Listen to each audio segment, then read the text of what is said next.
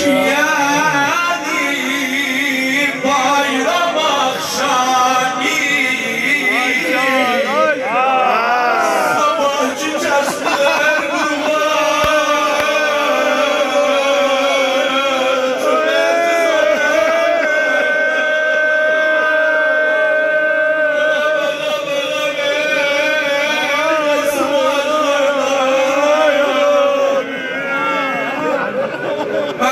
bir oxuyacağım, Muhammed qardaşlarım çoxdur. Bir bənd mənim həmişə burada bir nəzrim var.